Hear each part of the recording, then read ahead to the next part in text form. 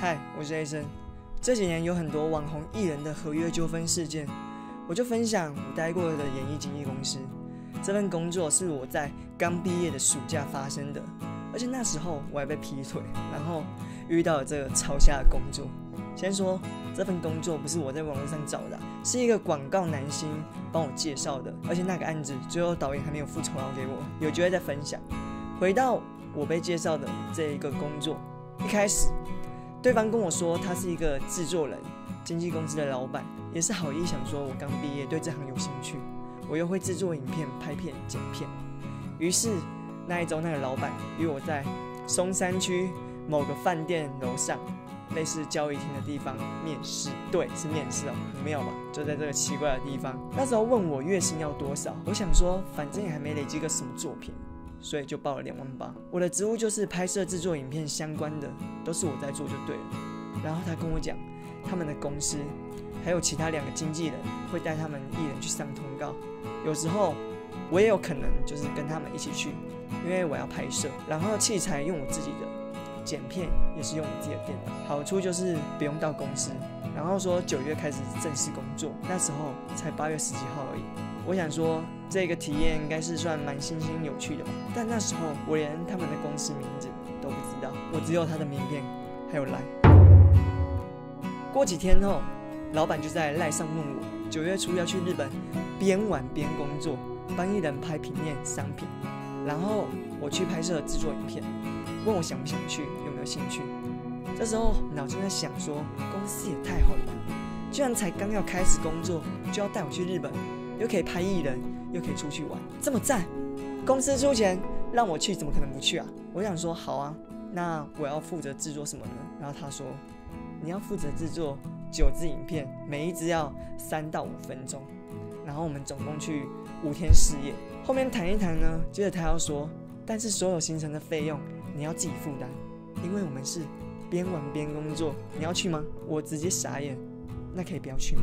没关系，可以从薪水里面扣啊。我才刚毕业，第2个工作还没有赚到钱，你觉得要我花几万块，然后机票、吃、住宿、交通一堆的费用？毕竟第1份工作嘛，所以我不晓得怎么拒绝。然后答应了又反悔这种事，以当时的立场，我实在是不知道怎么样替自己心里的声音发表立场。这时候啊，你就掉入他的绝活妙计里，画大饼、设圈套，而且死厚脸皮。过没几天，8月中旬，他又赖我了，要我规划去日本的所有行程，连平面摄影师拍摄取景要在哪拍、地点在哪，都要我去扫，连住宿都是我找超多 Airbnb， 一直在比较。原因是老板超计较，而且去大阪环球影城的票、WiFi 机都是我在出，整个超傻眼的。我明明9月才正式开始上班，从8月中就开始要我拍这一堆，然后一直盯进度要我汇报，整个压力超级大。这不是全部都要旅行社安排的工作吗？怎么是我负责啊？这段时间还要一直去他家跟他对东西，整理艺人需要的物品。到后面上班还要做更多的杂事，带艺人上通告，拿发票去给会计师，拿赞助的衣服，在他家的话还要帮他去买便当，帮他倒垃圾拿去地下室丢，甚至有一次要我拿东西送去给他妈。我坐到那个捷运站骑500来回骑了40分钟，还要爬一堆坡。然后艺人看不下去，有一次问他说，你是不是把我当佣人在使唤？还记得我说的吗？画大饼、设圈套、死厚脸皮，他真的很厉害，业务嘴。这趟旅程根本就是互惠团，互惠等级 Max， 妆发设计师以当做作品赚曝光为由，及边玩边工作全自费的名义邀请；摄影师以事后商业分润拆账为由，及边玩边工作全自费名义邀请。而且他们没有签合约，仅有对话记录存证而已。还有一位老板合作过的编辑全自费被凹来，还有一位老板的朋友全自费也被凹来，说是边玩边工作，但是实则啊，老板一到日本还甚至要我当每一站的行程导航。我第一次出国我手机又超烂，再来我连 WiFi 机都没有。重点是这一团其他专业工作人员，他们自己都有订 WiFi 机，也有付钱，就我们老板没有，他直接凹别人付的，说借我，你们共用就好了，几百元的东西至于吗？到后来呢，最后被迫成为导航的人就是被凹来的那个编辑，瞎爆了，说是边玩边工作啊。但是实则一直要去很多地点拍东西，而我呢还得整天全程拖着20公斤的行李箱，外加上我还得拍摄9支影片的制作素材，你记得吗？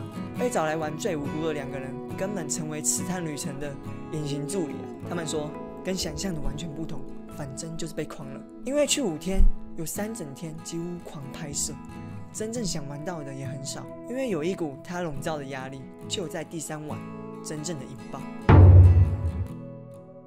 先说这5天，我几乎全程拖着20公斤的行李箱去到任何的地方。早上清晨4、5点就要从我住的地方走去老板跟其他艺人与工作伙伴住的地方，我要去整理艺人1天要用的东西及拍摄的道具。然后我不懂，我这么早来，他又自己在那整理，还跟我说：“哦，你想睡的话就去旁边坐着睡。”我傻眼，那我这么早来干嘛？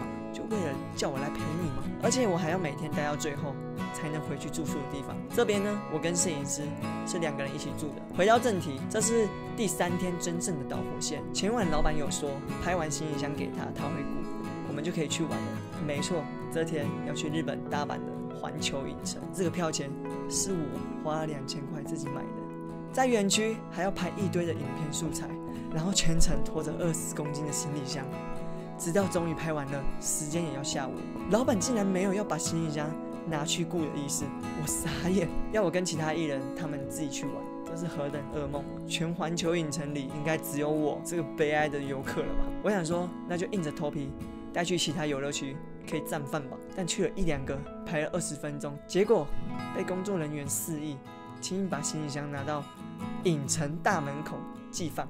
我就很不好意思想说，不然你们自己玩好了，但他们还是陪我一起去了。然后这时候走去寄放的路上，还遇到老板他们，我就拖着行李箱看着他，走向前几步去问他：“老板，行李箱你不是要顾吗？”旁边的工作伙伴，包括其他人，全部都有听到我的疑问句。那时我感受到的是欢乐的游乐场，空气突然凝结，尴尬的氛围。过了5到10秒，他依旧没有给我答复。然后呢，他就跟其他人说：“走吧，我们去别的地方。”留下我落寞，眼睁睁的看他们走掉。最后我还是拖去了大门口。我想说，好吧，还是得花钱。锁在寄放区了，换算台币大概是300元，就是这点钱，老板却不出。我就跟艺人讲，好吧，我自己花钱锁吧，对不起，让你们陪我又不能玩。结果他们一起跟我凑了零钱锁那个行李箱。最后总之我只玩了一个互动型的关卡，因为还要排队，就没时间了。到了离园前半小时，才收到其他工作人员讯息说，老板要我们把行李箱拿去给他顾。请问这什么意思啊？超可悲的。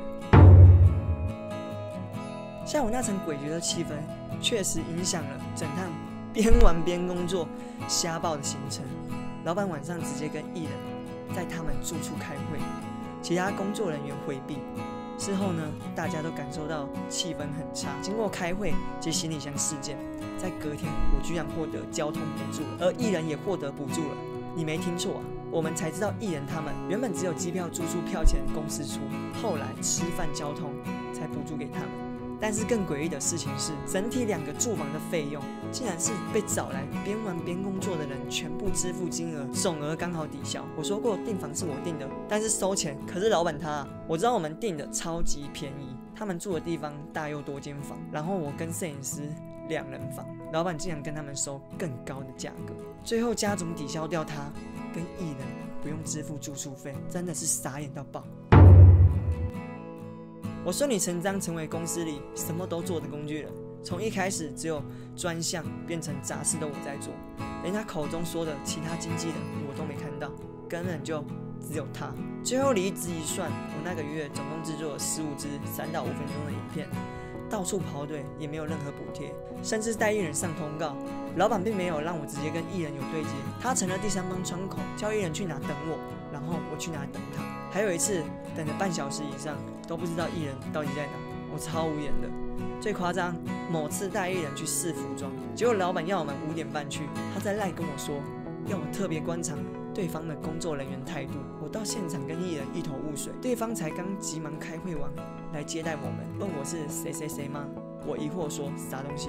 到事后才发现，原来对方前几天就跟老板约6点碰面，结果今天老板要我们5点半去，还跟对方说我们家艺人工作很忙，要赶行程。事实上根本没有。总之，制造出假象，为此吵架。我一进去就承担所有的后果。他们以为我是那个跟他们吵架的人，因为老板叫我把他的名片给他们，有事用赖联络。整个尴尬就落在我身上，我就是一个无知的挡箭牌。之后呢，做到9月底，我就提离职了。结果呢，他说第1个月算试用期，给你2万5，最后扣掉去日本，好像没领到多少钱，当然也没有劳健保咯。话说到一开始，我连这间公司名称都不知道，到后来认真去查了老板的名字、昵称、本名、公司名字，才发现这老板有些江湖上的背景。这是新闻写的，又有跟人吵架、告人的新闻，所以我一开始答应去工作，后来几天内想反悔也不敢。